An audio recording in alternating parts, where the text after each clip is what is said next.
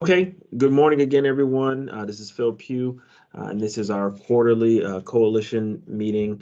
Um, Glad for all the folks that are joining. Again, more people continue to join as we move forward.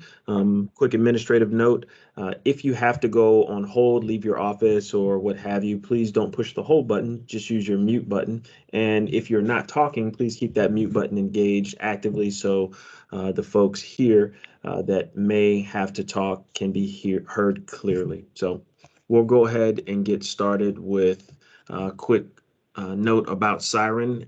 This is, if you have not done so, if you don't have a good account at Siren, if you have not changed your password probably in the last 90 days, you probably don't have access to Siren any longer. So please make it a note to make sure you go out there, check your Siren account, and make sure you're getting all the latest and greatest. One thing IDPH does is use Siren to get out a lot of information, and it's been working great, I would say, for state-related information. So um, please make sure you check that.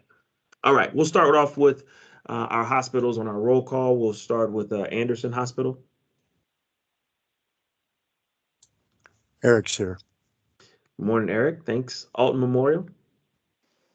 Morning, Phil. It's Ashley, and I see Don Ackerman is also on the line.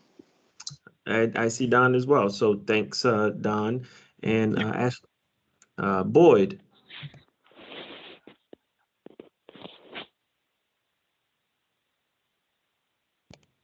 Nancy, if you're on, just go ahead and toss it in the chat, but I don't see you on right now. Okay. Carlinville Area Hospital. How about Staunton? This is Sue. I'm here.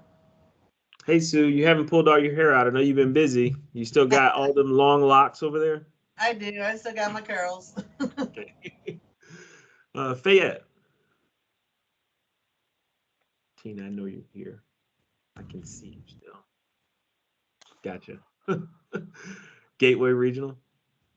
Hi, Danielle is on. If Rick's not on, he'll be joining soon. Okay, gotcha, Danielle. Rick's joining soon. Thank you very much. Our HSHS partners. How about Holy Family?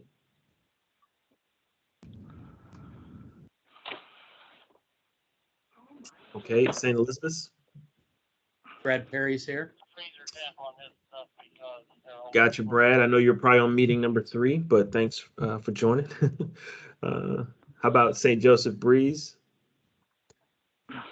Good morning, Mandy's here. Gotcha, Mandy. Thank you very much. And Highland. If Sonia's not on, I can represent Highland as well. This is Mandy. Gotcha, Mandy. Thank you very much. Jersey.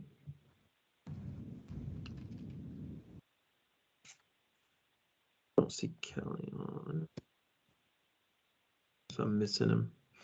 So, okay, missing Kelly there. From Memorial Hospital, you got myself, Lee French, Eric Perham, and Scott Klosterman and Mike Gilbert all here.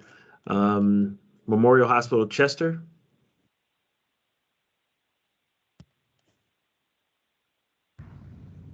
Who authorized Georgia to take PTO? How about OSF St. Anthony's?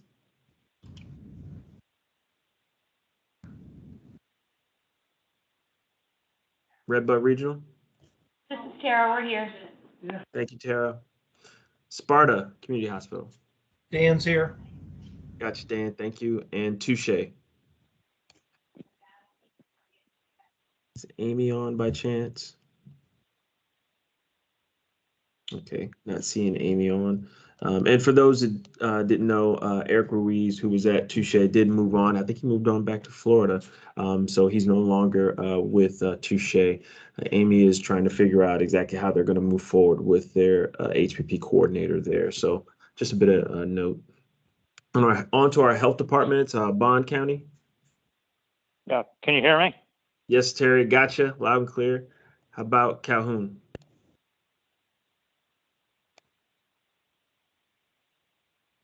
Clinton County?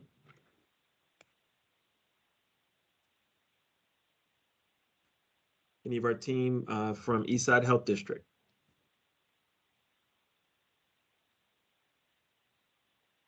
Fayette? It's here.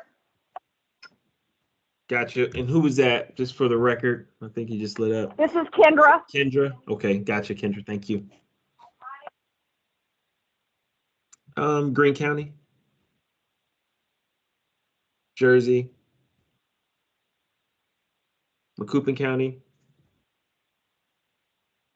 Madison. Michelle's here. Hey, Michelle. I'm glad you're making it through the storm still. Oh, I'm holding on, just Okay. like everybody else. Okay. I know some of the. Did you get some storms last night? At least in Madison County. Not just the COVID storm. Gotcha. Yeah, I haven't heard much about the storms.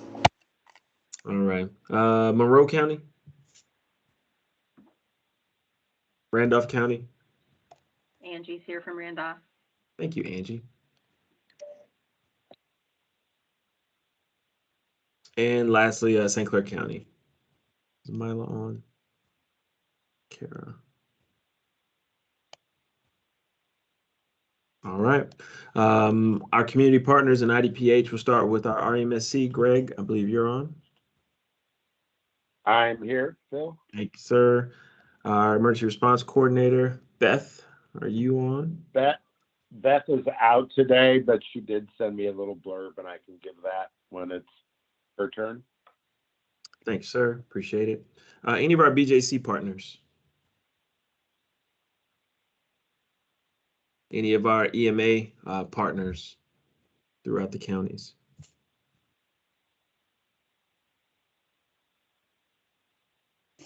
Okay. MedStar Ambulance? Good morning, guys. I'm here with you. Gotcha, John. Thank you. Abbott Ambulance. Leslie from Abbott is on. Good morning, Leslie. Thank you. SLU.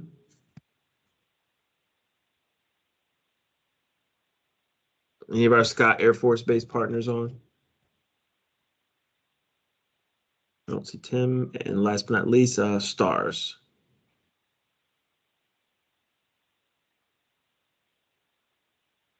Anyone I did not call that wants to be captured for the record? I'm here, Phil. Who's that here? Karen. Oh, Karen. Well, you're right Oh, down. Karen? Yes, Okay. ma'am. I'm sorry. Thank you, Karen. Anyone else?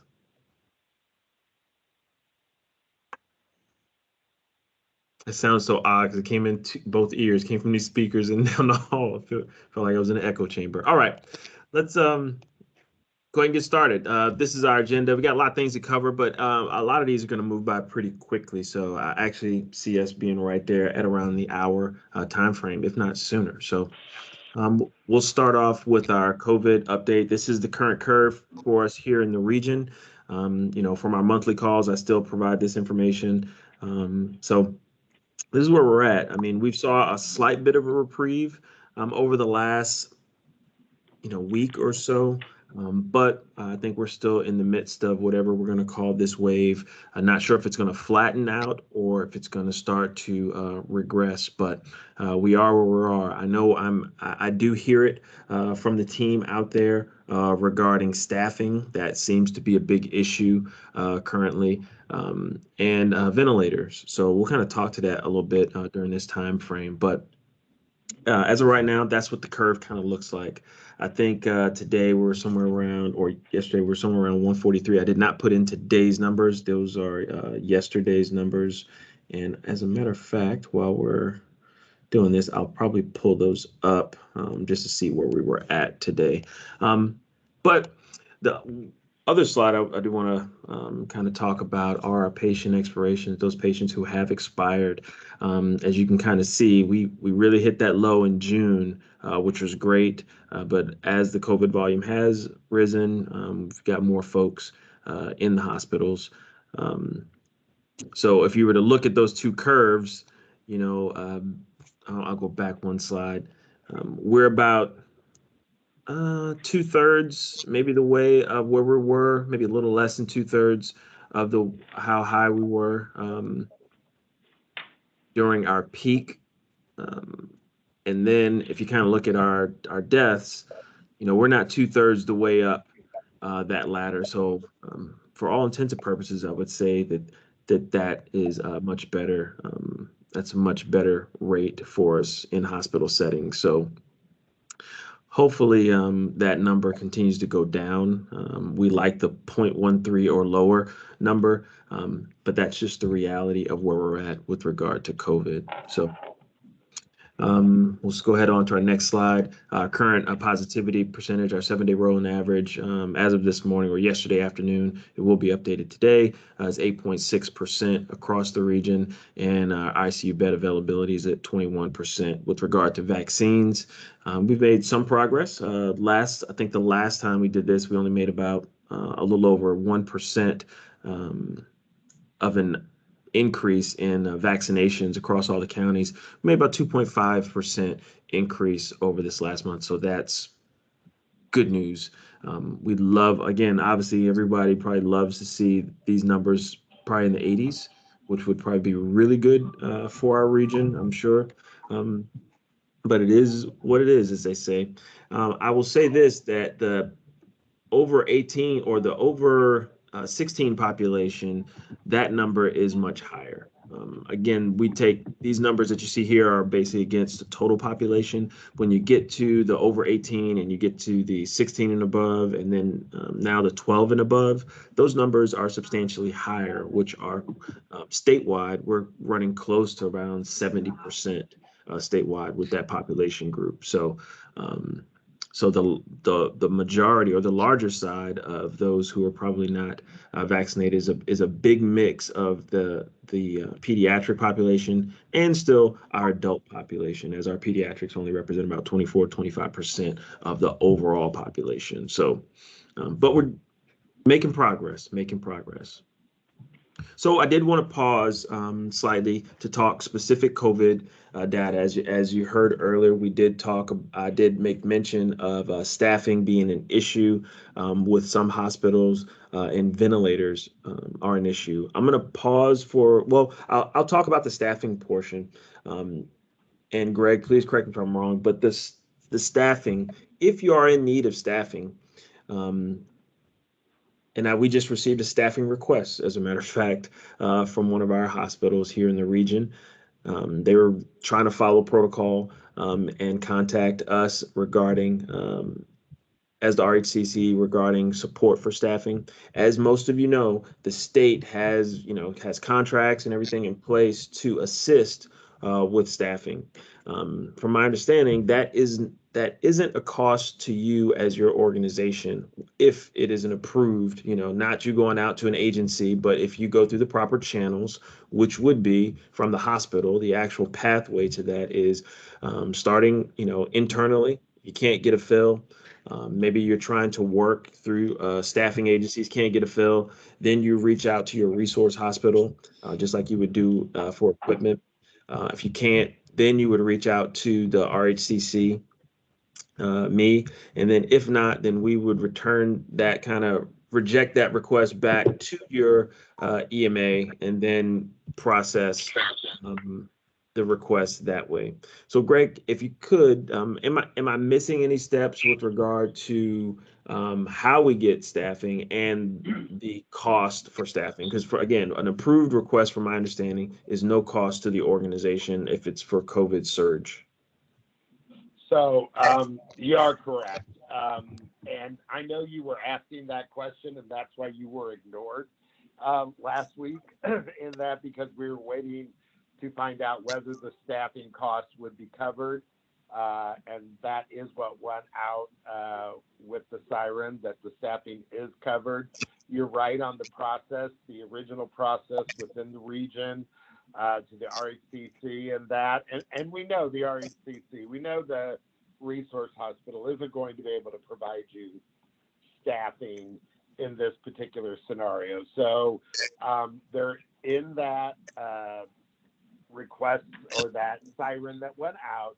There is a spreadsheet that's completed and a form to fill out that goes to the EMA. The local EMA will then place that request into WebEOC straight to IEMA, and if it is approved, the staffing you request will be provided to you at no charge to your facility. Education. Come in here and pretend to be doing something. I'm on the Hope Coalition meeting. You say come in here and pretend like you're talking about COVID. And somebody's not on mute, but does anybody have any questions?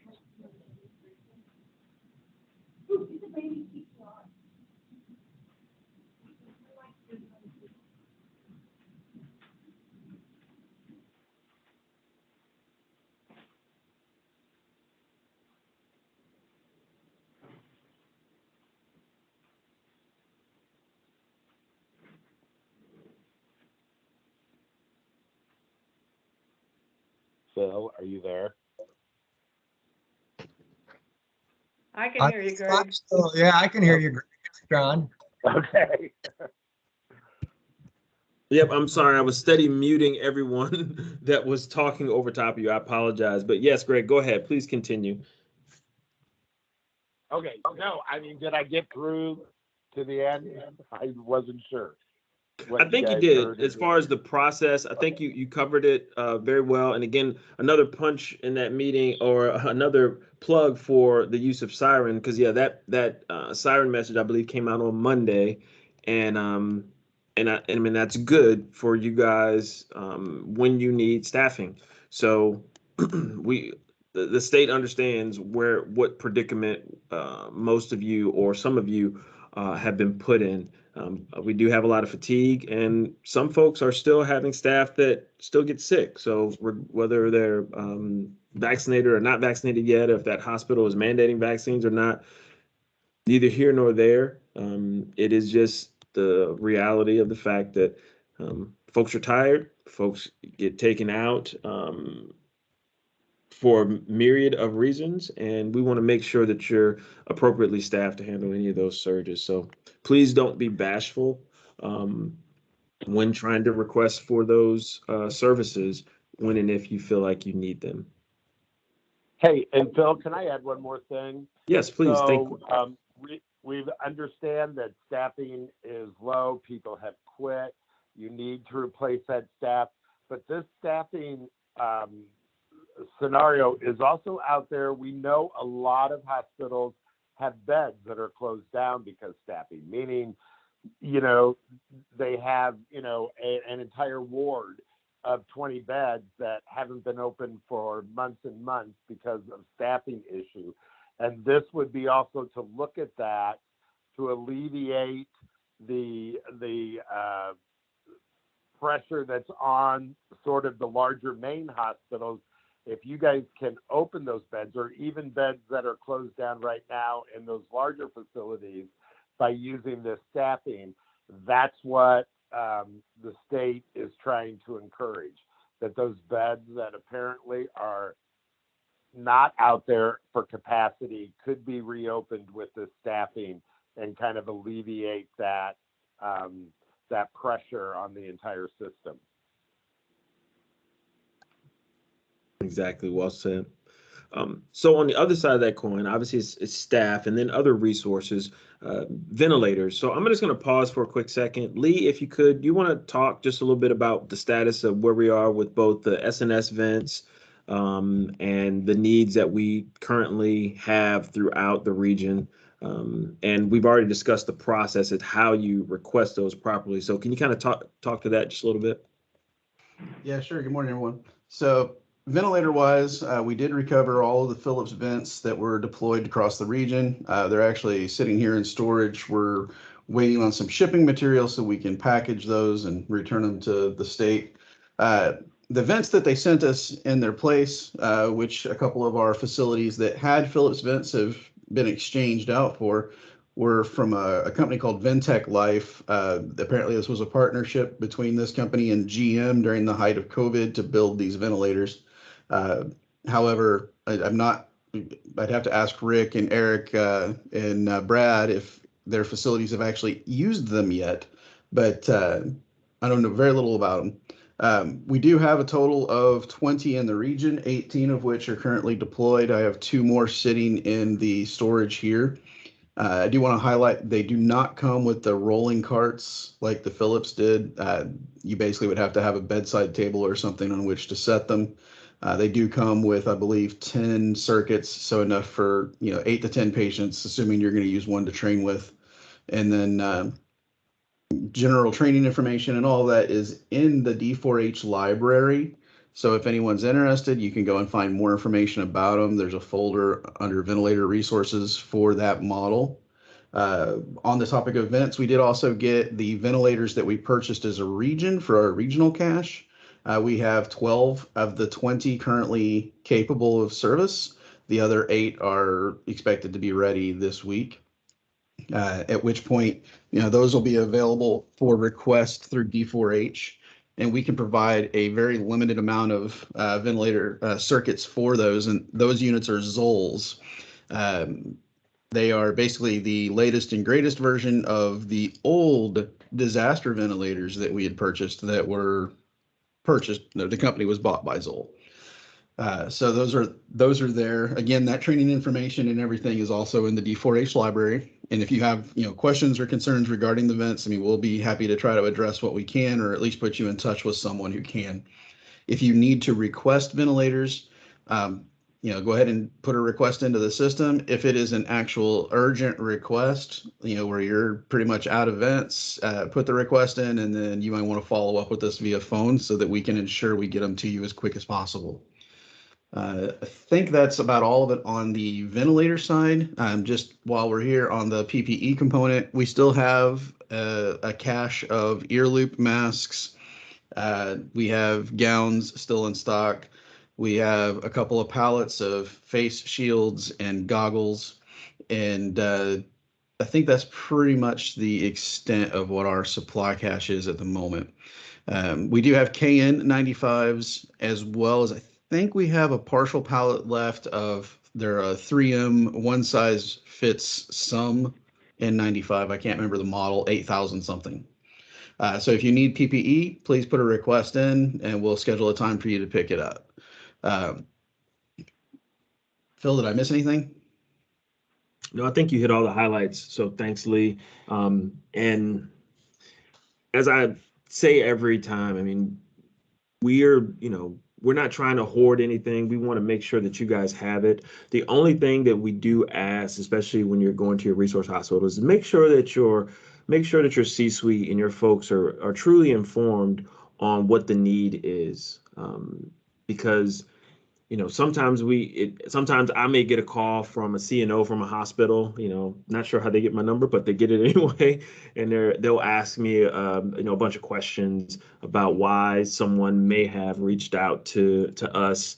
And that's not a problem. I can answer those questions. And most of those conversations are very, very cordial. Nobody's angry, but they're just confused about the process. So I just ask that you guys speak with your administrators there regarding what you're reaching out for, and make sure that they're okay with it. Sometimes they can be like, no, we could have done this way or that way, and they'd rather do that first. And most times that is prudent anyway. So please just keep them in the loop. So anyone with any other COVID related information that they would like to share, or otherwise, just anything COVID related.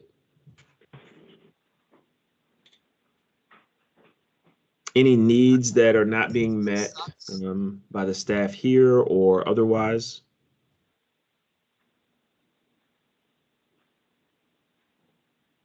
Okay, well, we will move on. I know before we move on to the full portion of the meeting, I noticed that we did have a few other folks join since we've started. I think we got the good folks. I see Charmaine, Eastside Health District, and Derek, did we get you earlier? I'm trying to look at these names. I apologize. And are you on? Maybe you're not on. But okay, we'll go ahead and move on. So we'll go ahead and start with our traditional agenda. Greg, IDPH, what updates do you have? Sure. I think I covered most of mine. I just will let everybody know that the Springfield is continuing to monitor closely those hospital numbers. You guys are putting an EM resource, not only the COVID numbers, the ICU numbers, but they're really looking at the ED borders. That can cause a lot of issue at our hospitals. Today, it looks like we have 10 boarding, but we've had well over 30 boarding in the past few weeks. And this is another reason why opening some of those beds and relieving some of that pressure. Nobody wants to know that somebody is spending multiple days, sitting in an ED when they need to be in a patient room. So I know we feel like there's been a little bit in the hospitals of, a little bit more wiggle room this week. But I'll remind you that not only is it COVID, we were having very high census numbers of very sick people with others. Those may have lessened a little bit recently, but please remember school's back in session. We have another holiday weekend coming up, and I'm sure the health departments will share with you that they're seeing their COVID numbers rise. For Beth, she did send me a message, just a quick blurb that the LHDs are working with schools, healthcare facilities on masking, vaccination, and testing requirements due to the governor's proclamation. LHDs are also working and facilitating third doses for immunocompromised residents, and they are planning for booster doses in anticipation of FDA approval for boosters later this month. And I'm sure the health departments might be able to provide more information on that, but that's all I have, Phil. Thanks, Greg. Any questions for Greg? Okay, hearing none, we'll go ahead and move on. So we'll just round back around to Greg. Did you already give Beth's information, or do you have any additional information? Yeah, that was what she said the health departments were working on from the 10,000 foot view. Got it. Okay, perfect. Did Dale or anyone from STARS team jump on late by chance? Nope. I don't think so, Phil. They're getting ready to start their mock meeting. Yep. Okay. Perfect. Thanks, John. Over to Mike for Remer.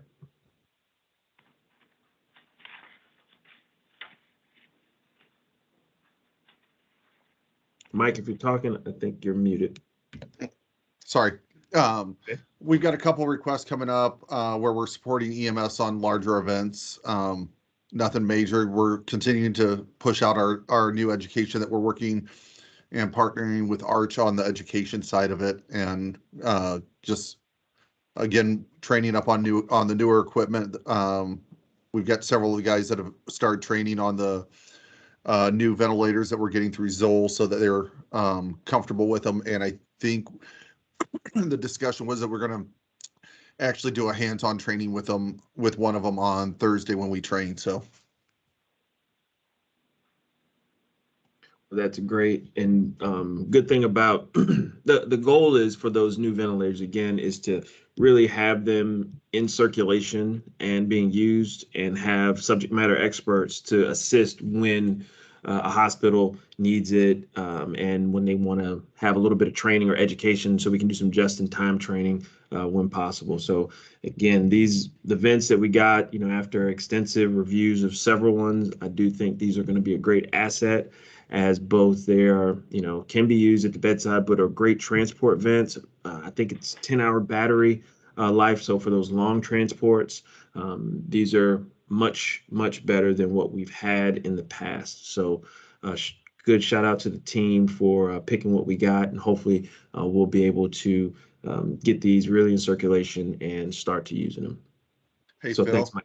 Yes. One more thing with those ventilators is Zoll has a learning management system with training for those ventilators, and I have the access that where if another hospital wants it, we can assign it out. I just need information on who to assign it to.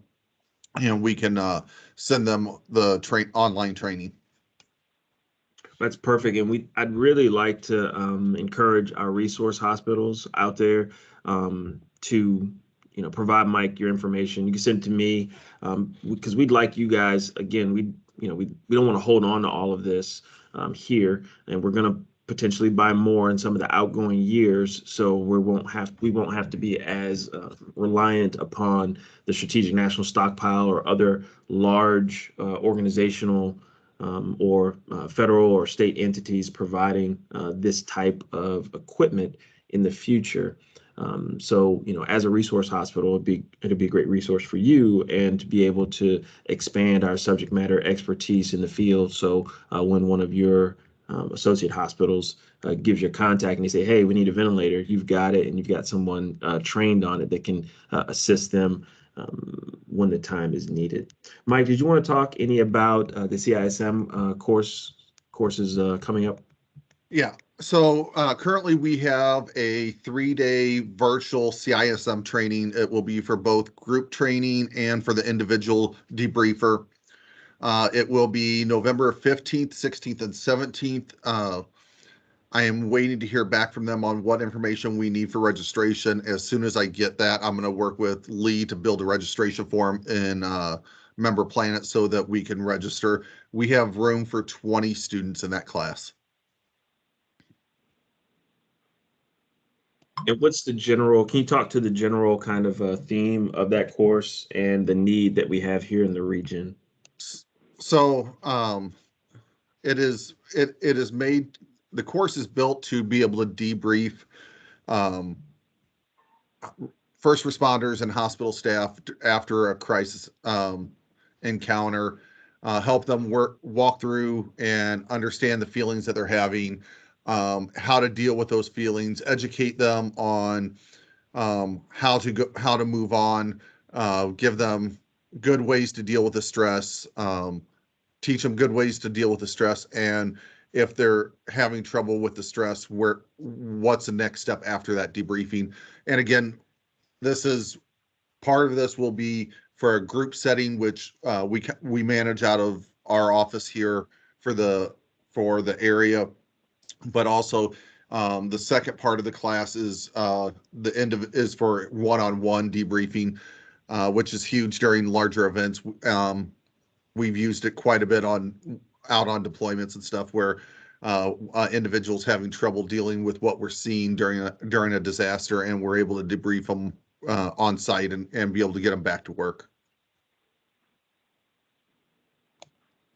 This is a service that we use quite a bit, and my last plug on that CISM training and the team itself is that it is a very low density, high demand group of folks. When they're needed, and it's a very small group, and we want to expand that capability. So if you have folks that are interested and are willing to step up for the commitment, we definitely could use you. So go ahead. Well, this is Eric. Yes. Is there a flyer for that?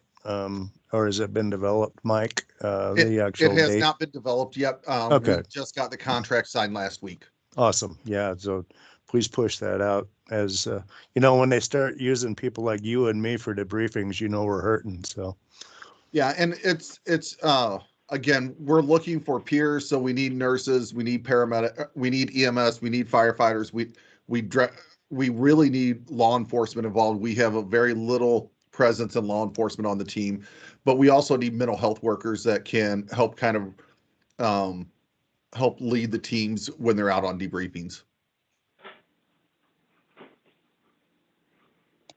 I believe Sue, she raised her hand. Go ahead, Sue.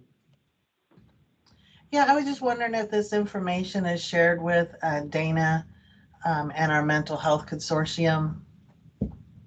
Can that be shared with them? Indeed, we will push that out to Dana and crew. So yeah, we want to try to maximize this course. It's a fairly expensive course. We're spending top dollar on it, but it's worth it. It's worth it. And I will tell you this, is that with the feedback when we did our initial COVID AAR workshop, the number one the number one request for training over the next 6 months to a year was mental health support. So that tells you, I mean, this is right up our alley right now. So we want to strike where the iron is hot. So as soon as that flyer is developed, we will get it out. And Mike, is it all combined? I know there's virtual portions, and we do have a face-to-face piece that we're trying to find a location for now. So the face-to-face piece is actually continuing education for our team. So part of what we're trying to do is add in the grant every year, additional education to advance our team. So we're looking for a location to do a team building course. It's a team building for CISM teams. So it's how to strengthen our team and build it. And that has to be done as an in-person. They won't do it as a virtual. So we're looking for a location. And then I think we've got 2 or 3 other classes on the grant. I just don't remember what they are off the top of my head. I think one is dealing with children and disasters. Yeah, so more information to come on that. And as soon as we get, like I said, as soon as we get the flyer, we will have it posted. I know we have a shell, if it's not already live in D4, or not D4H, excuse me, in Member Planet. Lee, can you confirm that? Is it just, it's still just a draft, or is it live? It is draft. We're still waiting on final info from the vendor. Got it. Yep. And so, yeah, as soon as that's done, we'll get it out there. I know we're targeting, the month of November, I believe. So, we got about, a little over 60 days to make sure that we get that as advertised as possible. But so more to come on that. So thank you, Mike. All right, we'll go ahead and move on. So Sue, I know Dana's not on the call. Did you have anything to add for the mental health team? Because we'll definitely loop them in on the CISM portion. I do not. And I would say that I have not heard from Dana for quite a while. I know that the last communications he sent to us quite a while ago said that his group is dwindling.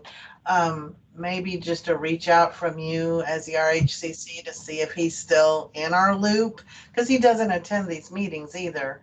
And maybe there's a communication block somewhere, but I just wanted to make sure that him and his consortium receive that CISM information when it is available, and probably just a confirmation that he's still part of our team. Indeed, I will reach out to Dana, maybe even today if I got some time today, but definitely this week to see if we can get him looped back in just a little bit more. So thank you, Sue. Hey, Phil. Yes, sir. Go ahead, John. Okay, hang on, man. I'm trying to do 3 conference calls at once. Anyway, hey, since we're on the mental health team right now, sir, I don't know if you remember, I have been contacted. This was talked about in the earlier meeting, and I just let it go because I know there's a lot more to come from the state. But I've had 2 mental health agencies reach out to me. I'm not sure if you guys remember back in the day, probably 5, maybe even 8 years ago, we used to have a committee that would meet once a month or once a quarter on mental health that involved everybody from law enforcement to hospitals to our mental health folks, Chestnut, all the other ones. Anyway, they were begging to see if we could get that committee started again, if any chance. And who used to lead that committee was Region 4. Used to be, actually, I can tell you, Phil, you're probably not aware of it because I believe Don Snyder is the one that kind of had that set up. But anyway, since all these new rules and laws are coming out, they were desperately wanting to get sat down with that committee if there was any way we could get that committee formed again. It wasn't just St. Clair County, it was a regional thing. I think Dr. Schaefer had a lot to do with it in its day. But it was always a good meeting amongst health or mental health. So I just wanted to throw that in there. Anybody remembers those days? Well, John, definitely appreciate the perspective, and it may be something that we can incorporate as a specific, maybe whether it's a subcommittee to kind of look at things, just like what we do with our pediatrics today, and Eric sits on that. So that may be something. I would like to have somebody that could champion that and kind of be our liaison for it. So let us stew on it a little bit. But I do agree with you that, I mean, we obviously know, our resources on this side of the river are shallow when it comes to, especially in the, I guess, inpatient side of things, are very shallow, and we have some holes, some gaps there. So let me chew on it. Let the team chew on it, and we'll figure out a way forward. But so thank you for bringing that up. Okay, pediatrics. We'll go to Eric. Eric, any updates? Yeah. So going back to last week, we actually ran MGT 439, which was pediatric disaster preparedness. The folks from TEACS came out and taught the class. And so that kind of, for the folks where, if you got EDAP, CDAP, or you have some sort of, pediatric population that you're worried about, it was a good course, because what it does is it gives you not only considerations for pediatric issues, but it would also help you when you start looking at your HVAs and thyros, which we'll discuss a little bit later in the meeting. So it was, something that, if you're kind of, we're going to bring these classes back around again. We'll talk about that too as well. But that, when it comes to pediatrics, specific classes like that are helpful, because if you haven't thought about them in a while, especially now that school season's back in, it's kind of nice. The other thing with pediatrics is that, we're working, I'm trying to work with Brad Getting with the EMSC. So what I'm trying to do is take what we're learning out of the pediatric preparedness side, plus all the latest and greatest when it comes to protocols and all the stuff that pertains to the pediatric population. And we're trying to blend all that information together to come out with more of a unified, concerted message, so you don't get a lot of stray voltage.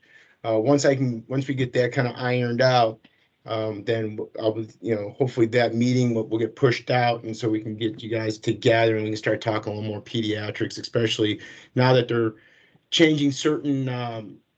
They're not really changing a lot of the annexes and stuff that you've seen in the past. What they're doing is they're taking out the gray, which means they're really defining and quantifying certain things in black and white, which will change the way when we are looking at plans and annexes. When it does come to pediatrics, there's a little, it's not that there's less wiggle room, but there's things that they're trying to really kind of emphasize and get more clarification and fidelity on. So that's the information I need to get out to everybody. But once we can kind of get this EMSC and the pediatric preparedness to kind of blur together, it'll help with the messaging and giving you guys the correct information up front. So that's all I got, Phil, on the pediatric side. All right.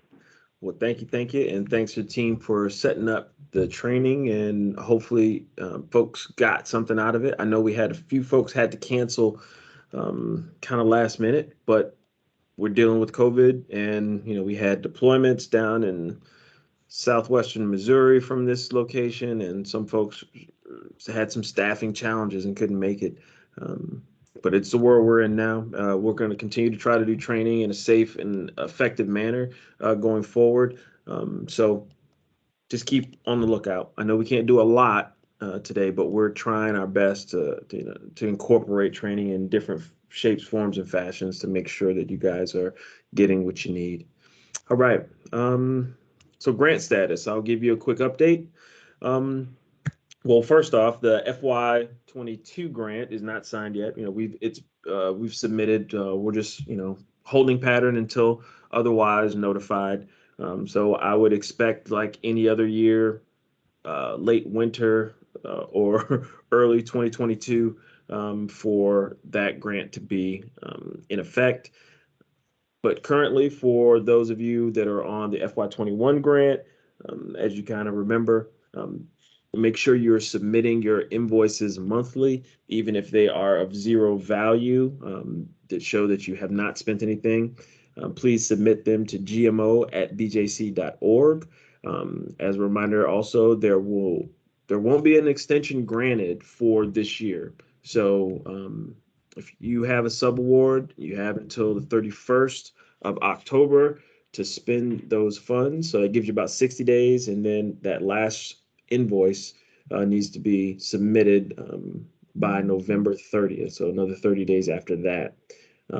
Our grant officially, the FY21 grant with the no cost extension, again, that ends 1/31/22. So January 31st of next year, that ends. So we're trying to make sure that we have enough time to ensure that you have an opportunity to spend those funds, which you should have had about 6 months by October 31st total. And if we need to reapportion any of the funds that are left over to go towards other projects across the region, we definitely want to finish up and fill our void where it comes to ventilators, the ventilators that we bought, those Zoll vents that we talked about earlier. That's something that we're trying to keep an eye on. So if we do have some washout funds from what was not spent, we'd like to direct it there. Unless there's something critical that pops up in the meantime. So, but again, please spend your funds. All right, Coalition Surge Estimator. I'll kind of talk to this, but Scott Klosterman, our regional clinical advisor, he is going to be my point of contact here. You guys completed this. This was just for the hospitals specifically. You guys completed this in fall of 2019, but it is a biannual requirement from the feds that we will upload, that I will upload into the Coalition assessment tool. So we'd like to go ahead and knock this out. We have copies. Basically what this was, just so everybody knows, it basically was an exercise in reviewing your current bed capacity, filling out that information, and then we take that information and consolidate it into a single spreadsheet and share that information with the entire region. We'll use that information to put in, with our surge plans, et cetera. Very, very, very simple tool. So we did this in the fall of last year. Again, this was like Memorial's information that I'm showing you now. You can see all the hospitals that completed theirs. That information gets aggregated into one overall spreadsheet and kind of gives us a better visibility on what is possible with surge. Now, I think there are some things that we've probably learned because we did this right before COVID, so November 2019, I believe. So we did this right before COVID last time. Probably learned a little bit more this time and what you can and can't do. And maybe this time we'll have maybe some more realistic numbers overall. Maybe it won't change that much. But what we're going to do is we're providing you the link. As you can see that download link there. If you click on that, you can go and download your hospital's submission that you sent in last year and review that. If it is still good, if you believe that what you have there, it probably take you, if you get with your nursing folks, your nursing administrators or whomever, that's what we did here. We took our nursing team and sat down and mapped ours out. You may be able to do the same. It may take you all of probably 20, 30 minutes at the most. And you can send that back to us. So what I'm asking you guys to do, all the hospitals, is to follow that link, download the data that's there. You can download all of it if you need, but download that data that's there, and then send a completed spreadsheet to rhcc@swillhope.org. And actually, that's one L. I apologize. Not two L's in Swill Hope. It should just be one L. So rhcc@swillhope.org. And courtesy copy, Scott Klosterman. And that's Scott's email below. Scott Klosterman, scott.klosterman@bjc.org. But send those back to us by the end of the month if you can. I think that you guys can probably knock this out by next week if you got an opportunity. But we want to put a suspense on this by the end of the month. So by November 30th, please send that back to that email org box. Any questions on this? This is a requirement for the grant twice every other year. Any questions on this? I know we got some folks that probably didn't do their original. Maybe they're new in the position. If you need that, if you need any assistance, you can give myself a call, Lee a call, Scott a call, any of us here, and we'll help you out. But it is very, very kind of self-explanatory. We give you pretty good definitions. Questions, concerns? Nope. All right, I'm going to talk a little bit. The next two things we're talking about is our HVA, our regional HVA, as well as the upcoming MITEP. So our regional HVA, as most of you guys know that've been in the seat for a while, traditionally we've conducted our annual HVAs for the region inside of SIMP. You know, they're broken down, as you can see right there, by budget period and by year. And it's very hospital centric. It's only the hospitals have access to it. So we pretty much look at how as part of the HPP program, the hospital preparedness program. So that's understandable. IDPH and the feds are looking for us to have a more well-rounded HVA for the region. And they want to see other provider types, whether that's, EMS, long-term care facilities, and non-provider types, our EMAs and local health departments. So we believe that this is kind of challenging. One, because if we're going to use SIMP, not everyone has access to SIMP, and it's not cohesive enough to bring in multiple partners to knock this out. So we're going to move forward doing this with the Kaiser Permanente tool, which many of you are probably very familiar with. And the reason we're going to move forward is because there is there's a little bit of up in the air nature, unless Greg can correct me if I'm wrong, with regard to how long we're going to have access to SIMP. SIMP by the state is paid for through, I believe, December of this year of 2021, but its outgoing years is kind of up in the air. So the two hurdles we have is we don't know if we're going to have SIMP going forward, and also all of the partners that we have are not able to access SIMP even if we had it. So we would have to merge several different things together to do this. For all the hospitals, this is a requirement when you're doing your plans anyway. So we'd like to, again, you may be using a different tool, but we're going to move forward with the Kaiser Permanente tool because that's kind of the accepted standard for hospitals and health, for healthcare agencies. So, and this is kind of what it looks like. I'm going to tee this up a little bit for Eric to talk here in a second, but that link that you see there, you can download a copy of that template. It's a blank template. It's the latest one off of the Kaiser Permanente website, or the calhospital.org website that Kaiser Permanente put together. So I want to talk just a little bit about our EMS folks that we have on the line. We really would like to get you guys incorporated here as a provider type, one of our primary providers, especially obviously for pre-hospital care. So we're really going to try to push this. And so I'm asking our resource hospitals to reach out to your EMS providers and ask them to complete this as well. We've got some time to do it, but trying to pull in hospitals, EMS, and try to incorporate how we're going to put our local health departments and EMAs into this, because they're not going to fill out an EMA doesn't have to worry about the same things that a hospital has to worry about.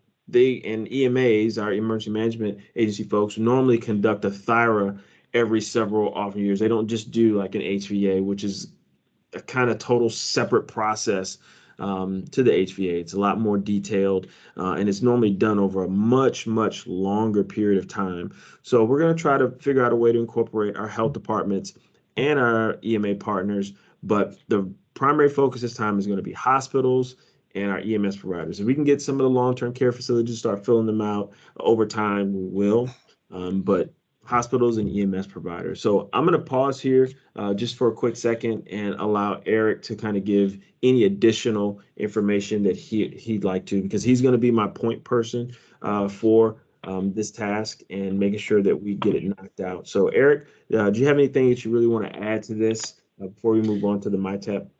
Yeah, hey Phil, if you want, let me, if you don't mind, let me take over. Please go ahead and share. Let me see if I can share my screen. Let's make sure I'm sharing the right one, because I don't think everyone else. All right, so hopefully you're seeing this right now. And kind of going off of what Phil was discussing is, every entity has its own planning considerations when it comes to an HVA. So, local health departments have different concerns versus hospitals versus EMAs or EMS. And so what we're looking at with the Kaiser Permanente is that if you saw the original PowerPoint, it had a lot of events, but you can actually break those events down into smaller bites. So like you could have events involving hazardous material. This might be more for a local health department where you know that things are being transported over the roads. And so this might be something that, or an EMA that knows that stuff is going on, like again, with things being transported, where you guys can break some of those events down that are, more pertinent to you.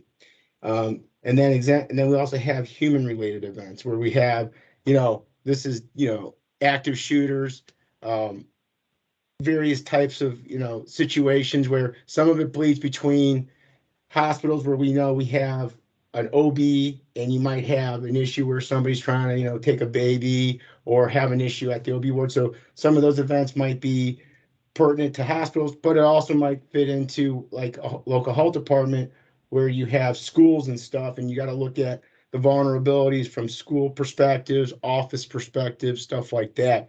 So again, you can break these HVAs into different segments to help kind of judge what events are the most, again, pertinent to your organization. Like these are naturally occurring events. So obviously in this one, you can see hurricane, which, Ida is down in, Louisiana and Mississippi and the Gulf Coast area, but not our biggest concern, but severe thunderstorms, because that hurricane turns into a tropical depression, blows up north, and lo and behold, we got flooding. So those are things that we can look at from little different snippets. And so then again, we also have our, technological events, because obviously we do have power outages, as well as we have cyber attacks, and how good is your, infrastructure at your facility if you have a bad actor out there. So these are things that you can break down, so you don't have to sit there and come up with 100 different events. You can break them down by categories, and we can help you kind of work through this, so that once it's all said and done, you take everything and compile it back together in one big sheet, and then that will help you kind of define your HVA. So why is this all important? What is the so what? In the end, what we do is we actually get a summary sheet, and we take a look at all the priorities that are going on within the region. And so what that allows us to do is kind of see what is your top issue, how often does it happen, and what can we do to help you figure that out, so that there's things that can help with gap analysis and mitigations. And so, and then again, what does that really feed into? Which is kind of the last part, is the MITEP. So how do we address all these issues is by giving you guys the training and putting together things that we know that we need as a region to help us take care of those risks and mitigations, and so that we can move forward, so that when these events do happen, we are the best prepared, best planned, and that everything is going to work together as best we can do.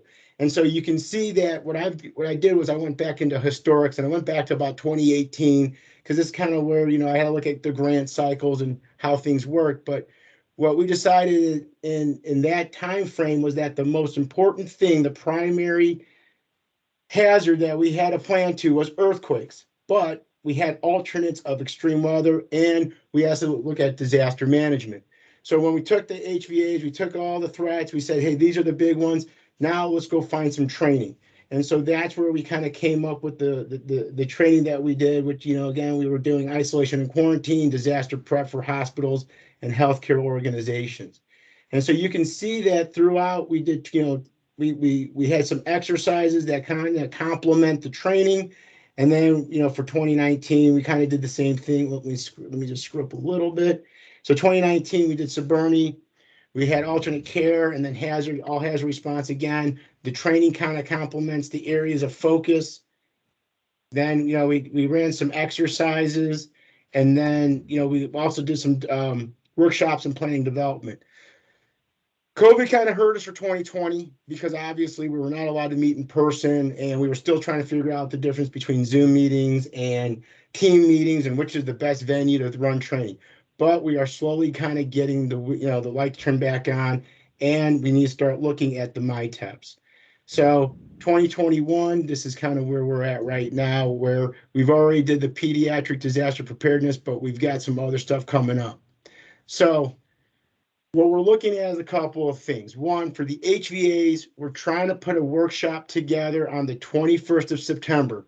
And what we're going to try to do with that is help you work through the HVAs. These templates, obviously going back to them real quick, maybe take a little bit of time to think about what some of those events are, depending by, whether they're, again, technologic versus natural occurrence versus man-made. But then what we'll try to do is see what your numbers look like and see what kind of percentages you come out to. And if you're still stumbling along or having issues, we can kind of use that workshop to help tweak where you're at, so that if you are, running into a snag or something's not working out right, we can try to find you a better solution to your problem. Then on the 15th of September, so going a little bit before the HVA, we are going to do a MITEP workshop. So what we're going to look at is this 21-22 timeframe, going out to 24. So, it's a little bit backwards because you really want to do the HVA first, identify your issues, identify the events that are the most problematic, and then build a MITEP for training and stuff to kind of work with the mitigation process. But we got a little bit of time to work with both. And so what we're going to try to do is get them simultaneously ironed out so that will help us build out to 2024. And that kind of goes back to Phil's point with the grant cycle. Some of the training that we bring in, and I'll go back up here for a second, like when we bring in CHEP, CHEC, or TCCC, some of those we actually have to pay for those classes. So the thing is the sooner we know that there are certain courses you want, and they are not free courses like that you would normally get from the FEMA, like the, isolation, quarantine, the pediatric preparedness, those are free.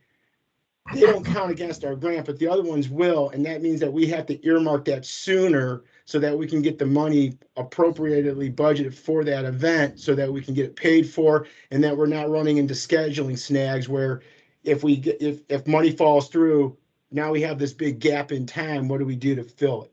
So those are the things that we're looking at between having the HVA kind of feed the MITEP, getting those risks identified. And if you have an HVA built and you're doing and we're doing the training, this will help with your individual HVAs that you're developing at your local level to help you with the problems that you're seeing and helping you kind of see your way through those events. I'm going to turn it back over to you, Phil, once I figure out how to stop my screen share. There we go. And I'm going to hand it back to you, Phil. No problem. Phil, this is Dan down in Sparta. I just have a comment about what that HVA right there. I would wholeheartedly recommend we go with that. We've used that format here at Sparta for many years, and it's so much easier than the one in the SIMP. Primarily because this one that was just demoed is you can add items to that, where the SIMP you are limited in what you can't change it. And the perfect example is if you're an EDAP hospital, when they come inspect you, they require you. One of the requirements they want you to have is EDAP child emergency type things on your HVA. It's not on the SIMP one, so you have to have, in essence, keep two HVAs at all times. One when EDAP comes and one for everything else. So I would highly recommend we move to this for the region for that very reason. And just a question for the group, in years past, our number one risk has always been tornado, bad weather, blizzards, that sort of thing. Is everybody across the region seeing IT now at the top of the list? Were you saying information technology, Dan? Yes. It's a good question. I know there's a lot more risks associated today than there were kind of in the past, and the probability has increased for folks. Just not sure how it's hitting everyone. For us, I'll just talk for Memorial. It has not made it to the top of the list. It's somewhere in the middle currently. If anyone else wants to talk, and Sue, I see you have your hand up. I'm going to get to you and Don here in a second, but I know Eric Brandmeier, you had your hand up, Eric, as well. Prior, I know you put it down, but did you have a question or comment, Eric? I initially had a comment, and Eric did such a phenomenal job of explaining it all. I just decided to shut up. But in reference to the last comment, yeah, I mean, our latest HVA, which was completed about, we do ours at the end of June, did indeed indicate supply chain and IT ransomware as two of the more important threats. We always have the natural occurrences. Everybody's around here is afraid of a tornado hitting their hospital. But the new ones to the group, and they were new, but they're not, because they've been creeping up for a long time. But ours indeed did reflect that IT ransomware and supply chain. Copy that. Okay. So Sue? Yeah, I received the sign up for the MyTEP workshop on the 15th of this month, but I have not seen anything come through on an HVA workshop. Has that been sent out yet? I don't think so. Lee, did we send out one with the date for the HVA? Yep. I don't recall. I will have to take a look and see.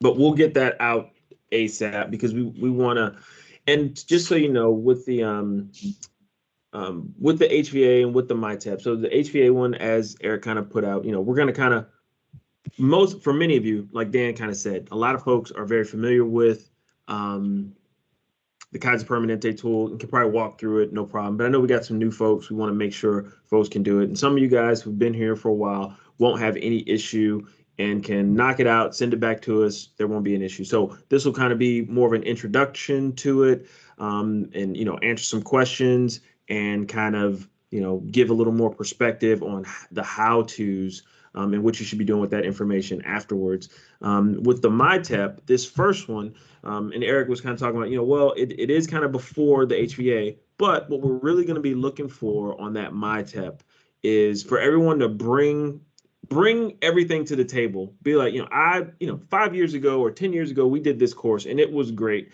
We want to be able to at least capture what's available out there. We try to do as much scouring across the interwebs as we can, right? And use our own experience. And when we attend the IDPH summit, when that was going on, or if we go to the National Healthcare Coalition Preparedness Conference or the International Association of Emergency Managers Conference, we try to bring that information back and find alternative areas to find training. But you guys are doing the exact same thing. I know Eric, he annually tries to go down to the Joint Commission Preparedness Conference, and other folks do similar things.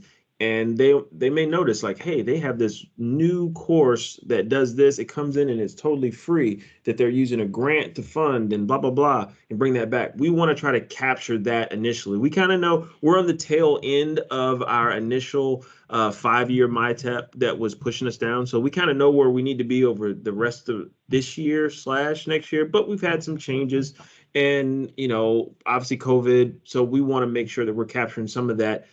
We want to at least know what's available now. And then there will be a follow-up meeting to that MyTEP meeting. So at that point, we can now say we've got the MyTEP courses, we've got the HVA initially started, you know, we're working down that path. Now, where do we want to shift our priorities to? So for that second one. So just wanted to provide a little more clarification to that. Don, I see you got your hand up. Yeah, so we just had a contracted pre-joint commission survey a week or two ago, and the gentleman that was here was pretty adamant about IT being on the HVA, that Joint was going to be looking at that. So just wanted to throw that 2 cents in.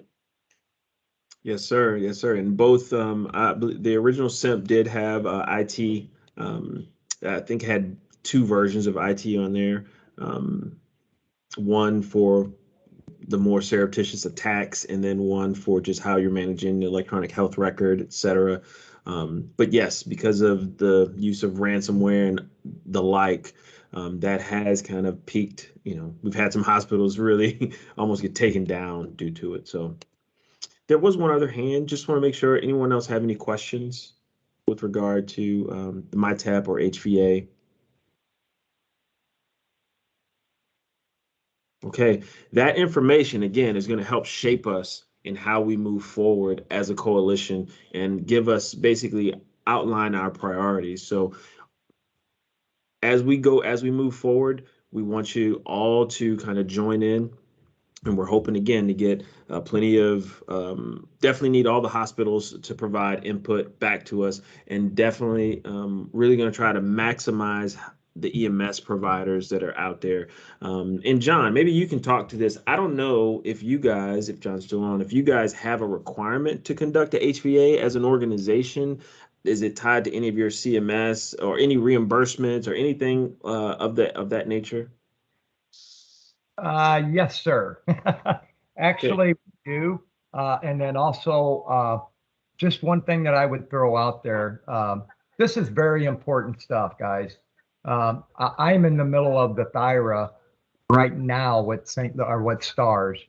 And one of the things that, it is a lot of work. It's a lot of data collection. But, and I know I'm going to say it anyway. We are all not the same. No matter what we think may be a priority to us, it's not going to be a priority to your next door neighbor. So it is very important that you sit down and you do this data, because I can tell you, I've been part of this Thyra with STARS for the last 15 years. There's so much that's always missed because we go at it as a region and we look at it as a urban area. And there's so much more to St. Louis and the metropolitan area that gets left out because individuals or individual organizations aren't putting their priorities into that list. So this is very important. And I like this concept, Phil. I am going to reach out. I want a copy of this because most of the time we do it through the Thyra, and that is extremely complicated. Indeed, yeah. Thyra's, normally long processes, and they're not done annually or biannually. They're normally done, every 3 to 5 years, maybe even 7 years.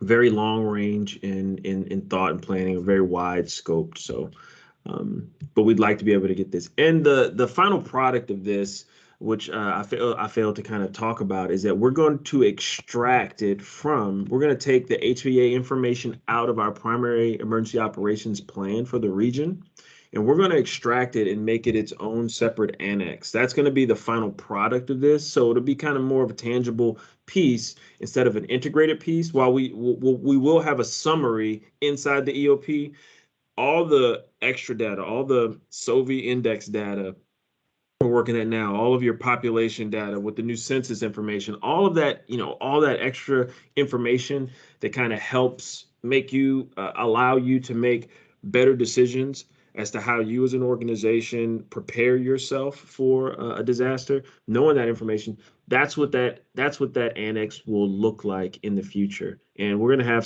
I think it's going to be a very good product. It's going to take us a while to get there. But I do think by the beginning of the next year, once we have this workshop done, we'll have something that we can look back on and go, oh, okay, this was good that we had an EOP, but this is much better and is much more useful for me as an organization or entity here in the region. And it's going to help us propel us to the next level in filling those gaps that are identified through it. So, okay. Hey, Phil, can I Yes. throw a thing in? And since everybody's been kind of mentioning it, and Phil was saying, when it comes to the MyTap, that bring in the best classes or things that you ran in the past. One of the things now that I'm listening to everyone talk a little bit is maybe we need to start looking at cyber or cybersecurity for emergency managers. So if anybody knows a course out there where it kind of gets us smart, where we don't have to be IT experts, but definitely know the infrastructure that cyber has and what we have to do to protect it. If anybody knows courses or something that can be taught within a week, that's, or something that can be done on, free or inexpensively, let us know so we can try to program that in if that's starting to become 1 and 2 on people's HVAs. Thank you for that, Eric. All right, so I'm going to pause here. We're going to open the floor for any questions, comments, concerns, thoughts, things we need to bring up maybe at the next the monthly meeting. I think we have a hand up, or do we not? Sue, you raised your hand.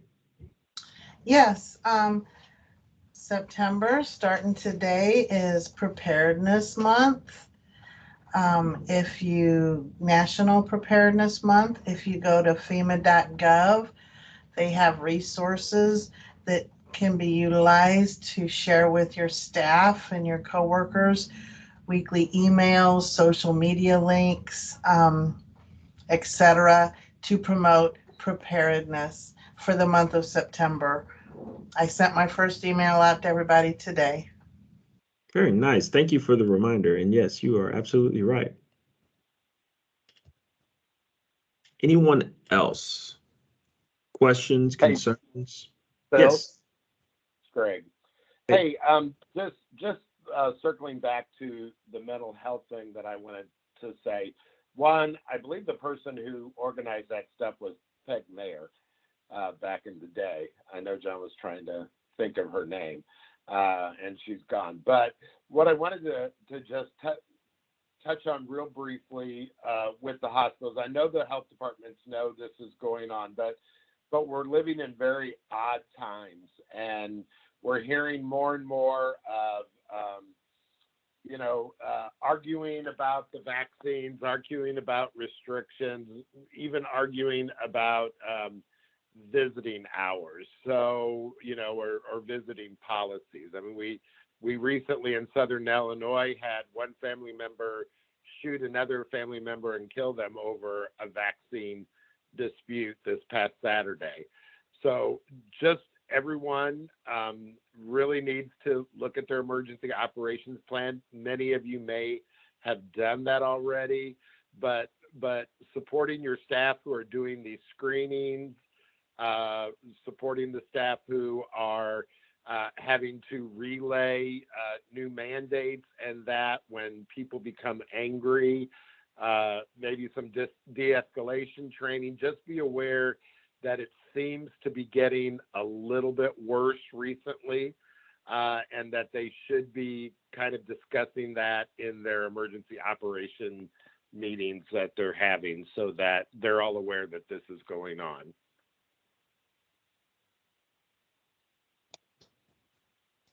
Thanks, Greg. And just double checking. Sue, I still see your hand up. Do you have something else? I'll wait. No, I didn't take my hand down. Sorry. Oh, it's okay. I'll take it down. It's okay. Thank you.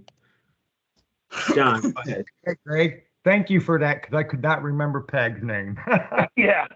But you do remember those committee meetings, correct, sir? And they were very valuable. So I think we need to get going on that.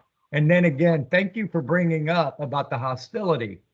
I'm telling you, you guys, I mean, I know in the hospitals, you guys deal with a lot of it too, but you ought to be out in the middle of a huge crowd when you tell somebody that, no, you cannot get in my ambulance because this hospital has no visitor policy.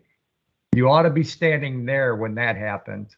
So Greg is very right on that. There are a lot of hostilities going on out there. And a lot of times these folks take that hostility out on us as healthcare providers, not just EMS, because I know it happens in the hospitals too. So we do need to stay very alert to that.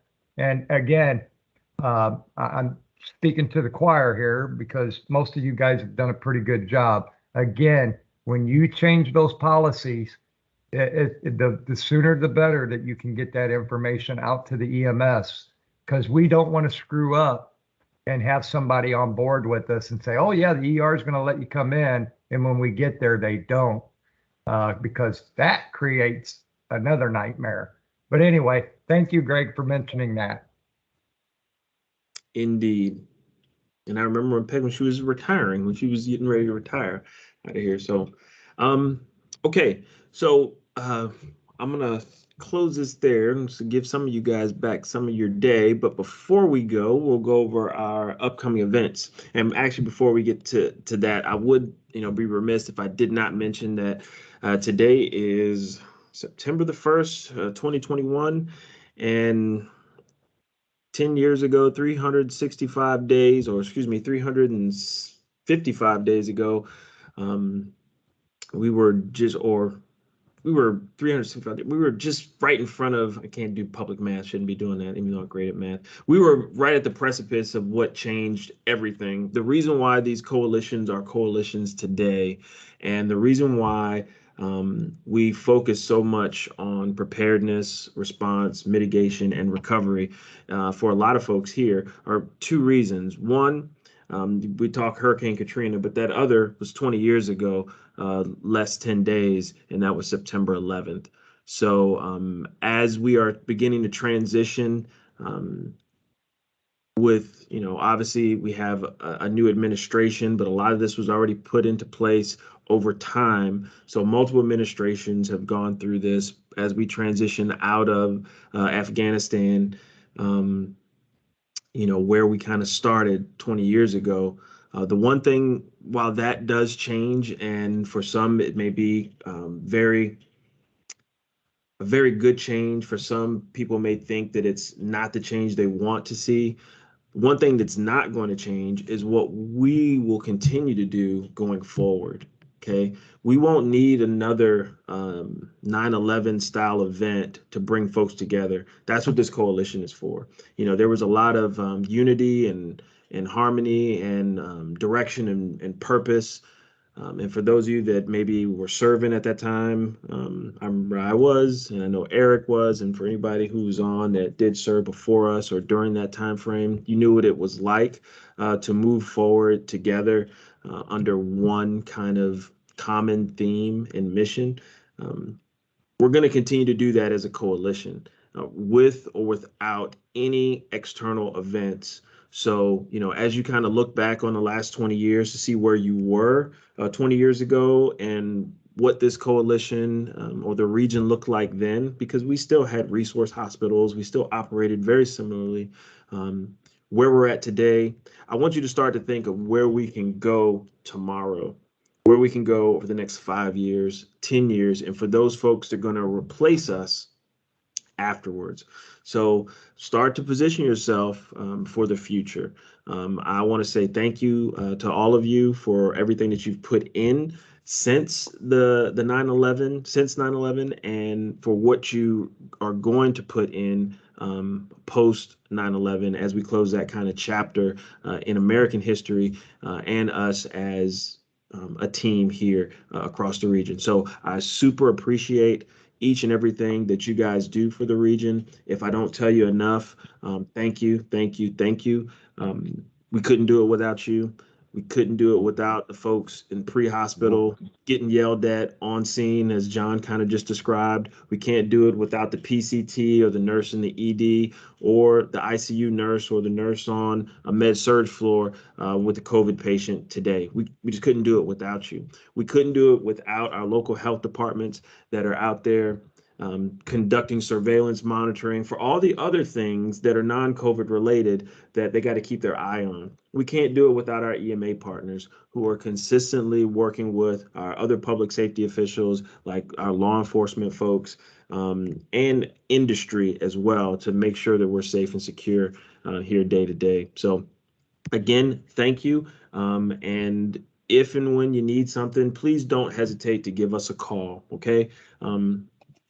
I'm going to move on from that topic and just tell you here a few upcoming events that we got going on. Matter of fact, I should scratch that. Hey, Phil. Yes. Hey, just while you were on administration changes, I don't know if any notice has gone out, but the Deputy Director of EMS and the Office of Preparedness and Response that is over EMS and both hospital and health department grant programs is going to FEMA in the next few days. So there will be a replacement at that level here at IDPH. So just didn't know if that message got out to people. Yeah, we kind of heard the rumor. I didn't hear it officially, and you're talking about Andrew's position, correct? Yes, Andrew Friend. Yep. So gotcha, Molly. I see that. So yes, Andrew Friend will be moving over to FEMA. So it was great to have him for the year or so that we had him, if it was a full year. But he will be moving.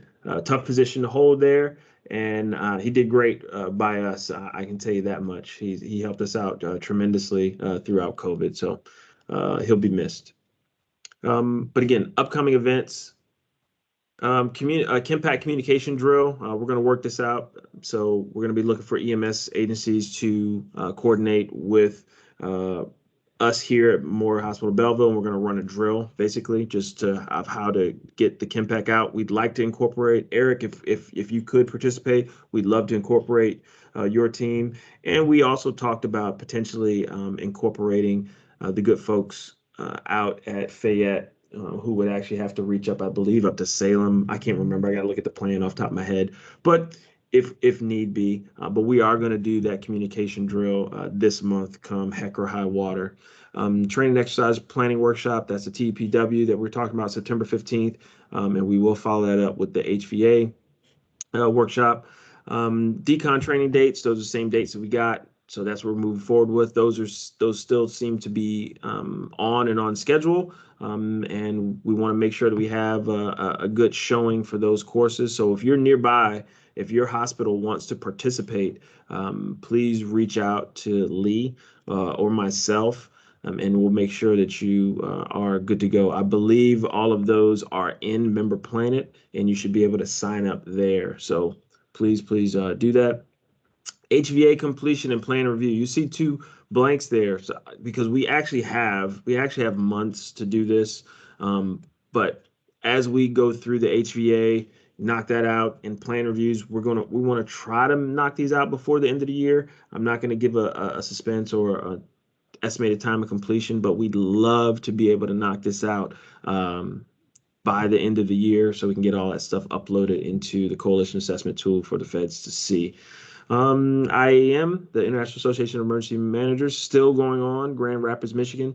The CISM course there, Assisting Individuals with Crisis and Group Crisis Intervention. That's the date. That's the 3-day course. It's 15th, 16th, 17th.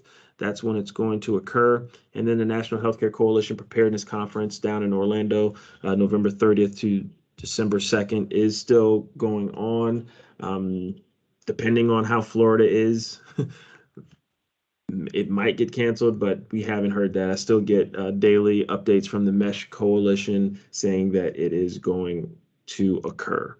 So that's what we got coming up. And the next meeting will be our next monthly meeting is next month on the 6th.